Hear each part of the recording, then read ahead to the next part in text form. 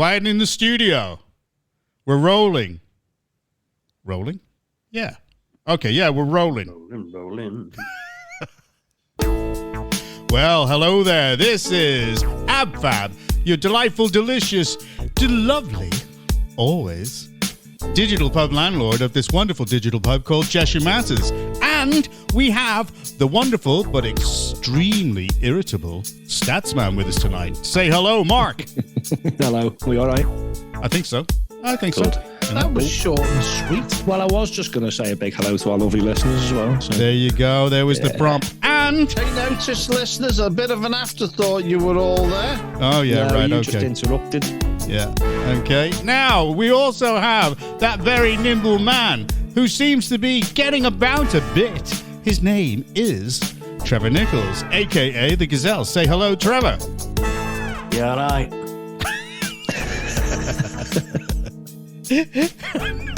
And back, fresh from his holidays and straight into a new job, it is the Raven. Say hello, C-Caw. Yes.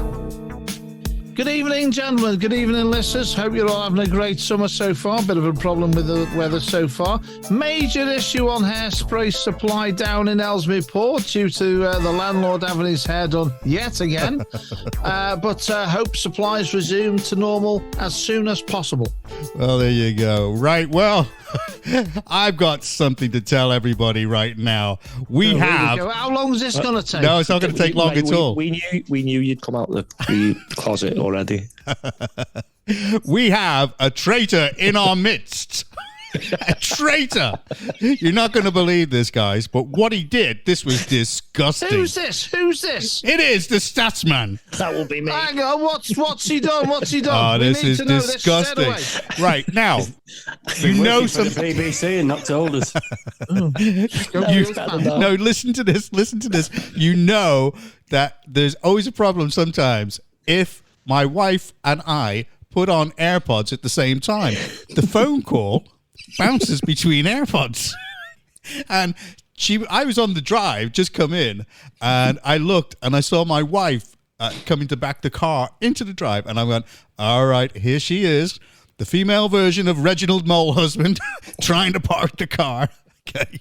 And he's saying, ooh, I know. And the next minute, the call switched.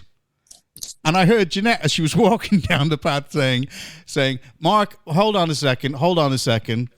And then the phone call switched back. And I heard Mark saying, listen, Jeanette, he's slagging you off there. He is having a total go. Top manual should be. You might even get muted this week. Slagging off. Don't worry, he was just slagging off your parking then. And I let him go on, having a go at me, thinking that he was on the phone to my wife. I let him go on, and then I turned around and I went, is that right, Mark? Oh, this is fantastic. I think you are this week's person of the week, Statsman. You are the tops. Oh, God, that was so funny. So funny. Okay, let's move on. All right. He doesn't listen to me talking to Mrs. Starkey about Yeah. Maybe he does. Yes. Okay. Right. Yobs smashing up crew pride signs proves there is a need for the event. The what, sorry? Yobs smashed up in crew pride signs, and that is a reason for them to say, well, that proves that we need the event. Pride in crew. I think there's a little bit of subtle criticism going on there. Well, I think the logic is a little bit flawed, but there you go. Right. Another one. Hotel which sacked staff to house asylum seekers faces legal action. Good. Yes. Where's that? Okay, I'm going to tell you. Shut up. Thank you. It is the Stradley Park Hotel. Oh, gosh. And it's in Llanelli. It's in that place where you came from, where you were trying to imitate a Welsh-speaking person. Llanelli. That's That's the how one. you say it. And, Cymru Bob Amsa. Okay. Rock and roll. I bet you anybody in Wales would be saying, what the hell is he saying? I can't. He sounds like an asylum seeker. Well, they've got 77 rooms, and it's under plans by the Home Office, and they're going to be housing 241 asylum seekers. Now, I'm not going to go too much into that because we've got asylum seekers as our national. So let's move on. Let's move on. Right. Okay. Now, we all know what was going on during the week. The Culture Secretary was holding urgent talks with the BBC boss over the presenter and the sex pics scandal. And then BBC A-listers were forced to deny they're at the centre of the sex pics scandal. And then, guess who outed the person concerned? Couldn't believe it. It was his wife, Vicky Flynn, who outed her husband, Hugh Edwards, as the man who was involved and at the centre of this whole controversy. So, there you go. So, at the moment, he is suffering mental health problems. Yeah. Well, Busted. Or as Mark said earlier, he's suffering from I got found out.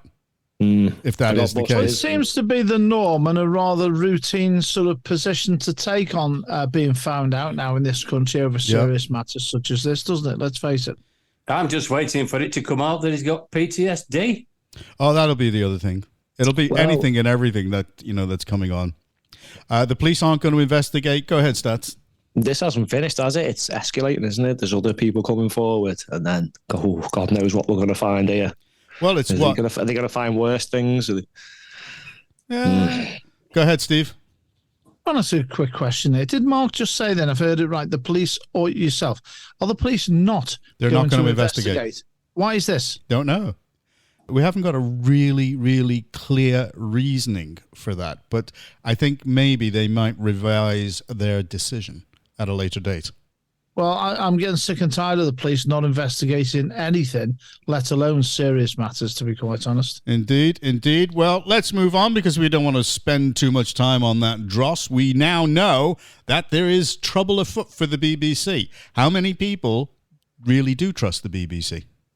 Well, I don't. I don't. I don't, man. I definitely don't. Well, that's 4 of us and our 2 listeners. Hands have just come up now and said, nope, there you go. What do you think? As soon as Mark Zuckerberg agrees to Elon Musk's challenge to a cage fight, there's then announced that Twitter is going to threaten, well, they've threatened to sue Facebook over Meta's, new Threads platform, which is a competitor to Twitter. So they're going to have a cage. I tell you what, this is a grudge match.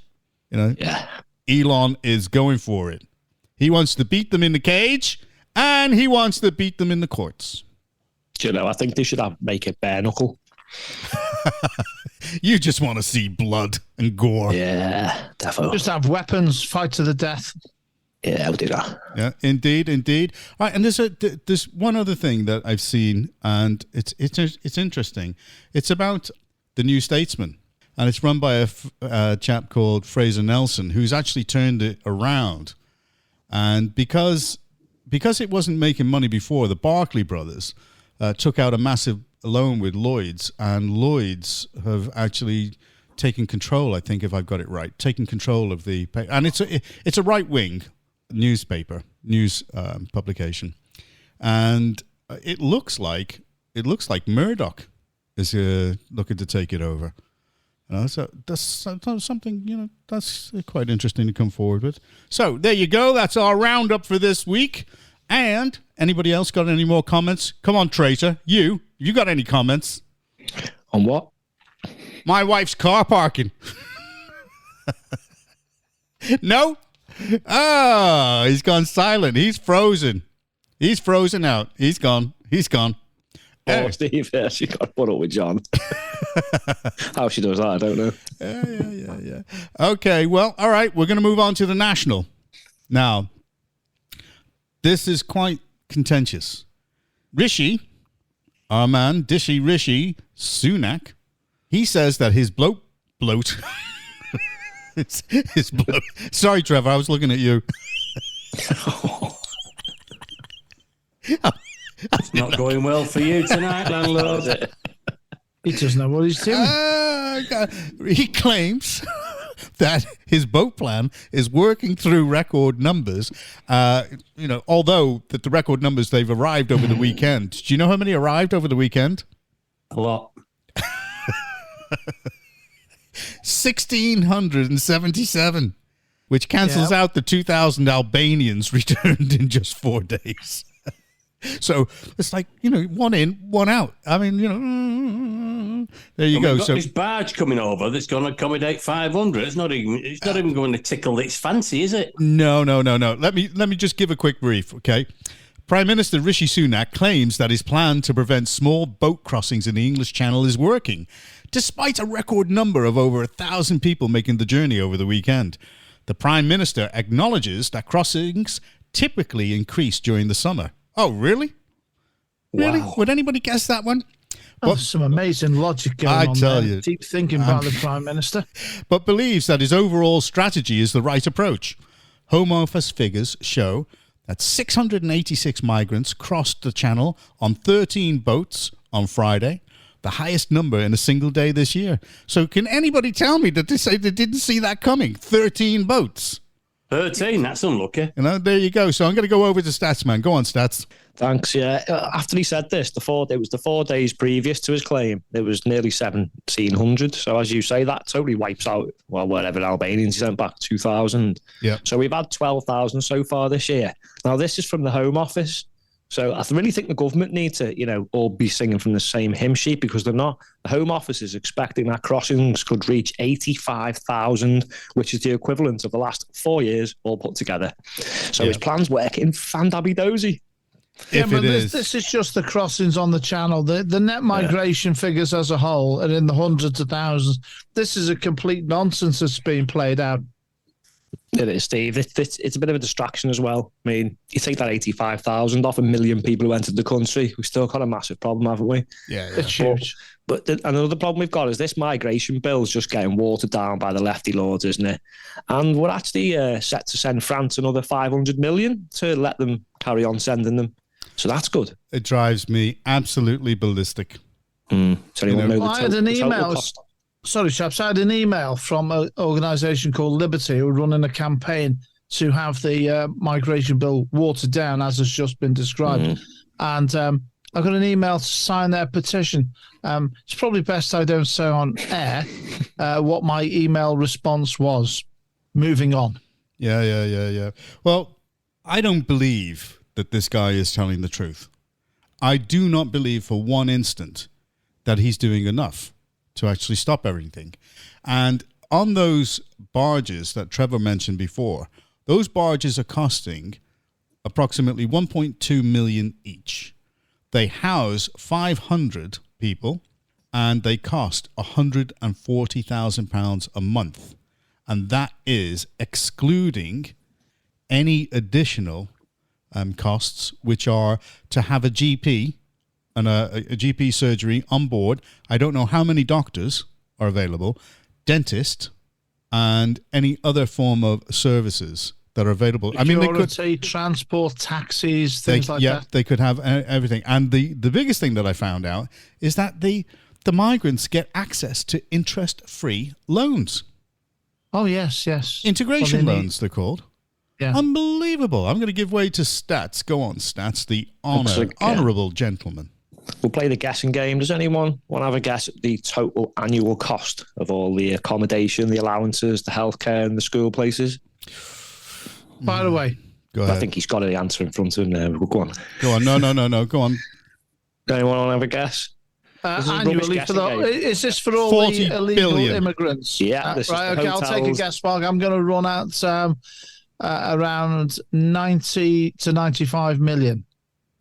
If only, mate. 3.5 billion. I said 40 billion. Because I was anticipating the summer being good and loads of them coming over.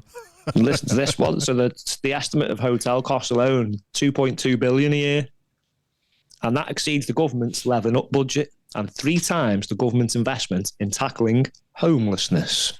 So we can see that we were bang on when we say we need to house our own first. They're not interested. They're not interested. No. They're saying, and also, did you see that one of the government ministers came out and said that the Brits should actually welcome the migrants into their own homes How to many cut down this bill? Go ahead, Trevor. I've got a spare room, actually. and I'm not really too interested how good looking she is. So anyway, I just want to, will the government ever get... If you do those gaps anymore, that's it. It's going to be death by mute. Do it. You can't mute me, landlord. I'm your favourite. You are my favourite, but you've got to stop those gaps. That's the word, creep. Favourite creep. Well, I thought you was on holiday. Can't you go back? Can't you go back? Yeah. Will go the back. government, will they ever get to grips with a boat problem? Nah. No, they're not going to do that either. Well, they're not utilising the legislation properly, and they can't get certain parts of the legislation through. You know, so the Lords simply, unless they leave the ECHR. How many times have I said this? I'm sick to death of saying it. They overturn all the UK's decisions. We've left the EU. Come out to the ECHR. It's as simple as that. Dead simple. Now Sunak is deluded. Oh yeah, and is well out of balance with the public. The public feeling on this, we are fuming tonight, and that's just 4 of us. This cost, you're talking billions. Yeah. 4 billions a year. That's wiping out all the profit we get, all the benefit we get from leaving the EU. Oh, he's squandering it. Around about 14 billion. And it's gone. And there was, what's his name, in the House of Commons today, just saying, well, Labour's got this, they keep hugging this money tree.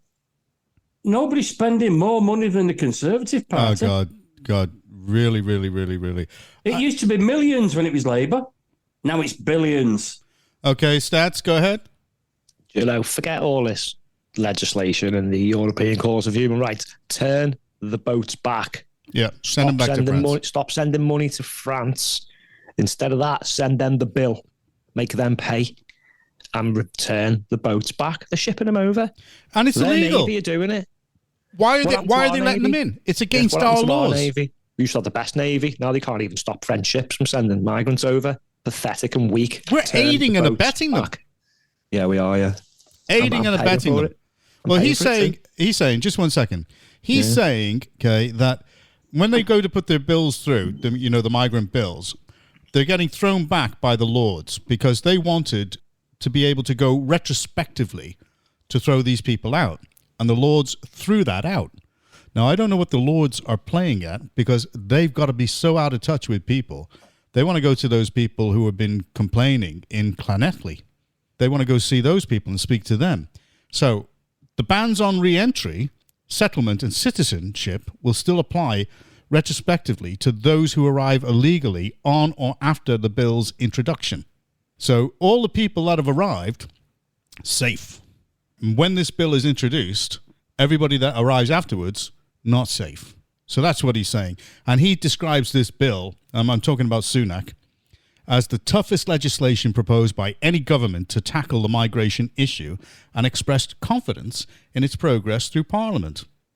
When asked about defining success in stopping the boats and whether he would accept failure if the numbers remained the same, the Prime Minister pointed out that the trajectory of increasing numbers over the years has been a concern, and that having lower numbers for 5 months of the year is a better outcome than expected. Lower numbers? There's no real numbers set. So there you go. Stats, did you want to have a comment on that? He's just full of crap. Do you know?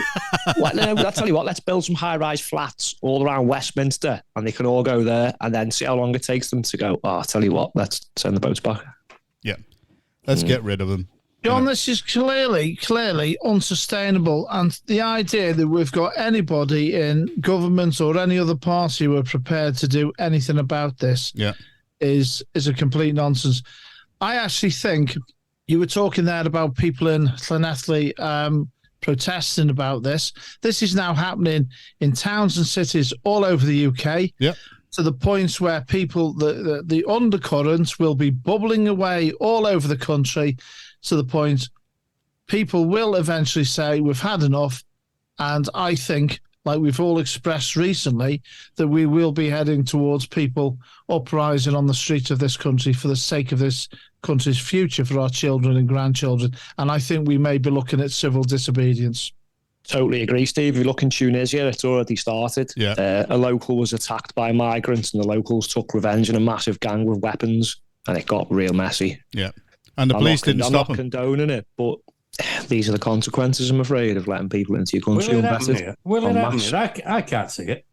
Oh, I can. You should have seen the way that the police... You've just nothing but a bunch of pussies. No, he's right. Well, they didn't seem like pussies in Llanelli, I can tell you. They were very angry with the police. They don't do anything. The police turn up and they go, boo, and they all go on. I didn't feel like that to me. What we need is a good riot. Yeah. We need it ramming it up the backside. Well, so you see, instead of all the blacks there, it'd be all the whites raiding the shops, taking the TVs. You know? Yeah, and so it should. Yeah, what's wrong with that? Yeah. I've got more equality. We'll quote the equality law under crime. Yeah. Exactly. Why should all the black people get all the TVs when they go on a riot? I'll just ring you back in about 15 minutes. Oh, did you hear that? Okay, Flower. Bye-bye. We do apologise. So professional for the interruption there with phone calls coming in. Yeah. He didn't realise you hadn't muted yourself. You see that? So unprofessional. Sorry, you didn't say that, did you? Yeah, we did. Oh, I do apologise. I do. I thought, because normally in the studio we just automatically muted, when we're recording. I do apologise. Yeah, right. Don't throw it back onto me. Nothing to do with me. Oh, very good, is he, No, you cocked up there. You shut up as well. That's it. You're muted. I'm just helping things along. Yeah, muted.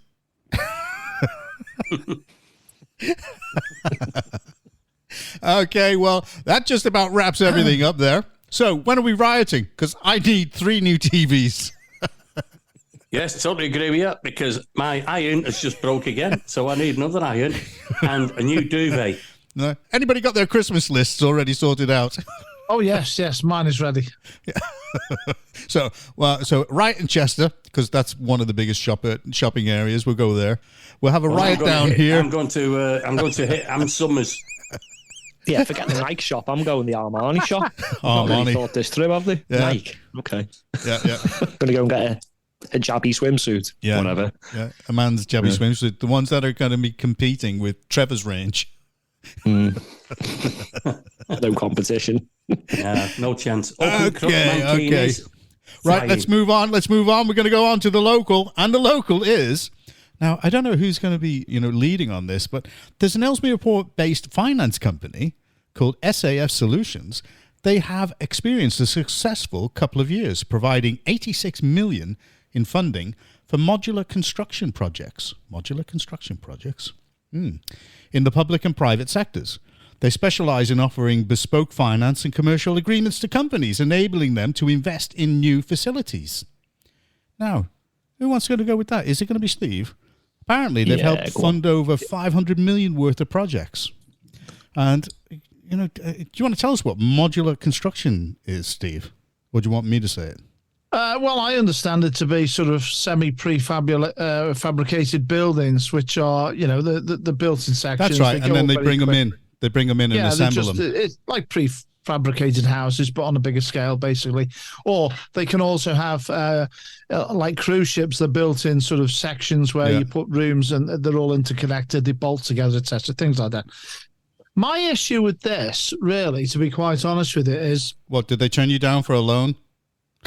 No. Look, stop for 1 minute. Don't worry about it, Dave. Just approach Warrington Borough Council so you can get what you want. That's right. Landlord, will you please do me a favour for once? Take a breath. No. And just hold it for quite some time. So this situation was kind of being celebrated in a way, or it was being reported on in the local press. And online, I sort of, asked Quack or raised the point, asking, does this qualify as PFI finance? Does this ring a bell in the local area? In other words, are we going to have any trusts or hospital or medical facilities financed in this way? I asked about the interest rates. Now, bearing in mind the PFI scandal up and down the country for the past 20 plus years or so, which we're all still paying for many now. NHS trusts with huge amounts of debt, which every year comes out of the budgets of those hospital trusts, instead of providing direct healthcare. Now, my point in all of this is, while some people might think this is good for a private company to be having successful business by providing finance to health provision, buildings and such, should the provision of health buildings and services simply not come under the remit of the government so that the trusts and the facilities thereafter are not heavily laden with debt instead of providing health care provisions to the public? I don't think this is the right thing to be doing, to be honest with you. Now, the company themselves, they will be making their case that they're doing a great job, et cetera, in lots of different ways. I have massive concerns about what I see as the continuance of what, in my view, seemingly fits the remit of PFI. Well, if I've got the right company, they're involved in healthcare, green technologies, modular buildings, research and innovation. Okay, so that's everything the government talk about. So. Yeah, that's right. So but is it a good thing that they're based in our area? No. Why? You want it based in Warrington? No, for the simple reason that Steve just mentioned exactly what. My first comment on this was, it's something that sounds good, too good to be true. Then it is, basically. Okay. And, how much profit are they going to be making? They're landing lots and lots of money out. That's brilliant. But how much profit are they going to be making? Which I've never even crossed my mind what Steve just mentioned then about PFI. Well, basically, they're an interface between money and these people. So they're facilitating the money coming in. So it's what's being utilized, how they're actually making their money to do what they're doing. Well, they're not going to be doing it free of charge, are they? That's the point. No. I agree with you. I fear, because of the subjects that you mentioned there, Jonathan, green. Yeah. Everything else you mentioned there is all what the government are talking about. So where these MPs, again, doing insider trading, pumping money into areas where they know they're going to make massive amounts of money. That's just before you... And don't tell me, I've just researched this myself now, and we're going back to what Steve said earlier on, actually. It's back to Wellington Borough Council, isn't it? Well, because we're lending them all the money. Before we go to stats, there was a story, and it was from The Guardian, so it must be... Oh, it's gospel. Gospel. Yeah. Yep. Shares held in secret by scores of MPs raise questions about the vested interests. Now, we did actually speak about this a long time ago. Now, yes. I'm just wondering, does this company have shareholders, SAF? Where do they get? How? Well, it's worth looking at who the directors are and if they're connected to anybody in particular. Well, we could check that out. I think that's worth doing, to be quite honest. It needs to be checking out, because where's the money coming from and how much interest are they making on it, as Steve says. Yeah, how are they? That's a big one. The interest rates are a big one, especially when it's attached to healthcare provision, buildings for healthcare. I have a massive issue with hospital trusts being saddled for decades and decades and decades with huge amounts of PFI debt. I do not want to see a continuance of private finance going into things like anything to do with healthcare provision. I really don't. That was the Labour Party, by the way, Steve. That's right, Trevor. Well, it's interesting, that we were going there. It is all connected, because the MPs owning shares in particular companies does influence policy, for people to take advantage of. I mean, you've only got to look at PPE, and you can see what's gone on. Go ahead, Stats. Yeah, we're trying to put a positive spin on it. It was just what we mentioned was needed last week, didn't we? Investment for our own country, so that's refreshing. But again, I think questions have got to be asked, haven't they, about the issues that Steve and Trevor have just raised. Yeah, like where the money's coming from. When you look at the Guardian thing about the MPs, I think it was a little bit of a nothing burger, because when you look down it, some of the actual value in shares was minuscule, but there was one guy who seemed to be dabbling in everything. Jonathan Janobly or something like that. Easy for you to say. Yeah. I'll leave you them names. I mean, he's got an interest of nearly 180 grand in Lloyd's. It's big money, isn't it? Yeah, BP. No, he's not. He's only got he's got nothing in BP. Persimmon, 102,000. Persimmon house bill. Yeah. You know, I mean, some of them are just Sainsbury's. like pounds.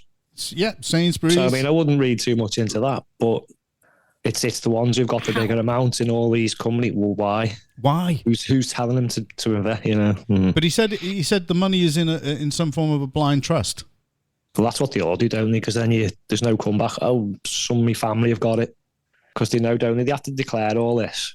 And there will be conflicts of interest. Oh, yeah. But if it's one of his family members, less so then, I suppose. So be interesting to find out. Is it really less? Yeah, it'll be interesting to find out what committees he's on, who, you know, what is his influence on different things.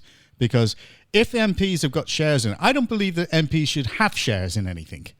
Because they're able to access very crucial information about what's going on. Very, at the end of the day, though, it's still a gamble for them, isn't it? Yeah, especially if, you know, anybody on the Treasury Committee, you know, they know what's going on. You know, it's as simple as that. So as far as I'm concerned, no, it shouldn't happen. But no. So, but they'll do what they do, and they let the family members do it instead. It's like when they ban footballers from gambling. Well, they just get the mate to do it instead. That's right. It's going to be difficult to stop, but well, there should be some rules in there to actually even just attempt to stop these things, because you know you can't trust people. You know, if they see an opportunity to make money, that's what they'll do. They'll make money. It's as simple as that. I mean, they could include family members not being allowed, but then you just extend it to your friends or someone you know. You know, I'm not saying that there's anything wrong with SAF. It's just I want to know more about it, because when we're talking about having buildings here with public entities, then that brings into question, where's the money coming from? Who's going to be paying for it in the end if something goes down or something goes wrong? Yeah, we know who that normally is. Yeah, well, that's, you know, the normal thing. So, yes, you know, it might be a positive thing. Nobody's saying that it is. Nobody's saying that it isn't. But, you know, it's a strange one. Steve, do you want to have a final word on that?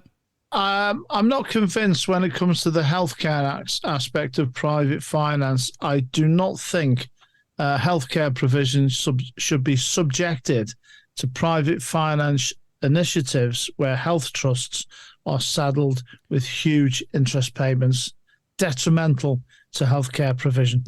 But I don't know that it is a PFI type of project. You said earlier on, the modular construction, basically, it involves constructing building components off-site and assembling them later, saving time and minimizing waste. The SAF have been involved in financing significant modular projects, such as the Willowfield Outpatients Facility at King's College Hospital, in collaboration with King's College Hospital NHS Foundation Trust and Premier Modular. Now, that's what I'm talking about. This, like, sort of, you know, it's a bit of a grey area with I get that, but it's nothing to do with the type of building. Hold on. Immaterial. The issue is the finance mechanism and that's it. Debt. That's it. That's what I'm trying to say. Okay, and so I'm not saying it's wrong. I'm not saying it's right. Just want to know, especially when it comes to public companies borrowing money, and we all know about that in Warrington, don't we, Trevor? Oh, we certainly do. Did you see Andy Carter the other day have his final, whatever it was, in Parliament? That the government has give Warrington Borough Council £20 million 2 years ago to buy the electric buses, and to this date they have not ordered one. So what are they doing with the £20 million? Cash flow. I know what they're doing. They're paying off the interest rate on everything they owe. Yeah, that was a week's interest. Okay, well, all right. You know what I'm going to be doing now? I am calling time. Interesting conversations. Okay, shout outs, shout downs. Who wants to go first? Go ahead, Me. Trevor. Go ahead. Very important. It's just been announced that the BBC villain is Hugh Edwards. Correct. Have you seen that? Well, yep. I'm absolutely gutted because I've just sold Graham Norton 2 videos and 6 pictures at half price. Because I was convinced it was him.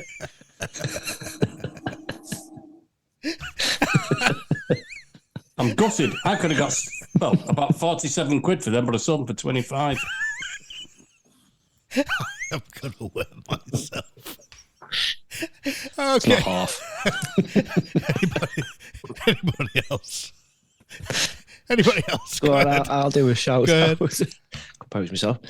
And it's got to be to the producers, directors, and everybody involved in the independent film Sound of Freedom. Now, this is a true story about child trafficking. Oh, yeah. It only had a 14 million budget, but it took over 40 million already. Didn't it beat one of the major film productions? Yeah, just funny the way that especially the left-wing media are calling it controversial. Yeah, and they seem to have their big knickers in a knot over paedophiles. So that's very telling indeed, isn't it? I would have thought everybody would be on board with stopping that and exposing what's going on. But sadly, some of the lefty media don't want to. Wonder why. Left-wing nutters.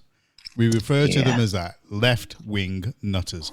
They always, when they want to pass a comment, they always add an insult at the end of it without actually stating anything to try and cause a fight so that they can actually then turn around and call you either racist, discriminatory or what have you. Yeah, Gets I'd on my say trying nerves. to shut this film down was more controversial than the film. Yep. But I suppose they've got their reasons. Indeed. Answers.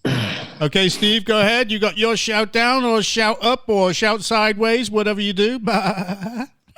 Yes, very good, gentlemen. Well, I've got a shout down, first of all, to Rishi Sunak for failing to control the immigration situation and do anything about it. Rishi Sunak for his tax policy, the Bank of England for their interest rate policy, and the police for failing to investigate the BBC. In fact, the whole shebang that is right now this country, which is in a sorry state of affairs, and we need some proper leaders with some guts, backbone, morals, and ethics.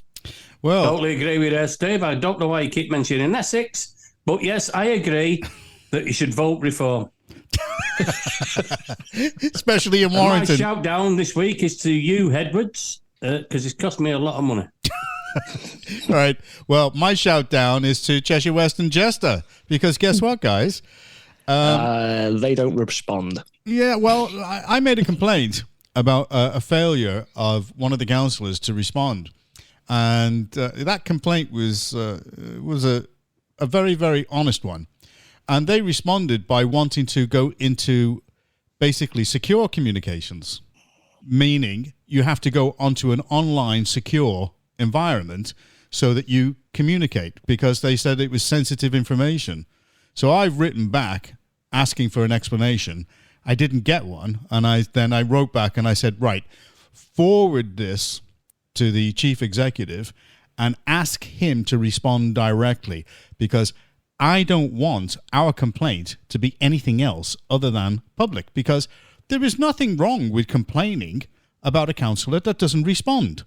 And as far as I'm concerned, it should be totally open, honest and transparent as councillors should be towards the Nolan principles and the council's code of conduct. Steve, go ahead. Yeah, I just want to say very briefly on what you've just said there. I've seen this tactic utilised by Quack in the past. Yeah. And anybody who seeks to go down a complaint route or anything like that, they want to tie it up nicely in closed communications. It's appalling. The question is, on very, very serious matters, what else do they want to keep out of the public domain and open debate? Mark, go ahead. I think, like the Chinese give years like a name, like animals. Yeah. I think we should start doing that. But this word keeps popping up. So I think 2023 is the year of failure. In fact, every year can be failure. Failure. Because we just don't stop saying the word, do we? Year of the failures and people getting rewarded for those failures. Go ahead, Gazelle. Have the last word. Yeah, totally agree. I'll have the last word anyway. I completely agree with the Nolan principles because I'm in the mood for dancing, romance. All right, that's it. I'm giving it all tonight. That's it. We're saying good night. All right, thank God. Job of running the council. Okay, say good night, Stats. Good night. Well, hang on, no, goodbye. Someone might be having the cornflakes listening to this. Yeah, well, especially in America, it could be that I'll way. say, ta-da. Ta-da. Yeah. Ta-da, it sounded a bit scouse there, lad. It is. Okay, Steve, get it over and done with now. What's this? Goodbye. I'll do. Good night. Goodbye to all of our fabulous listeners. Hope you've enjoyed it. I haven't got everybody who listens to the programme a little present, but I've got a special collected stone for my friends on the podcast. Okay, from yeah, the top thanks. of Snowdon. A little stone as a souvenir for my trek all the way up there to get them a little souvenir. Yeah, on that's the right. train. Yeah, and we've got a hole already dug for you. Okay, go ahead, Trevor. See you, cock. What? It's a Warrington thing. It doesn't mean what you think it does. No, it means see you, cock. What it means is I'll see you again. See you, cock. Oh, God. Well, that's it. All right. That's it. Thank God that's all over. I'm so happy. Yeah, stop laughing, you traitor. Yes. Person of the Week award goes to Stats. Thank you very much, sir.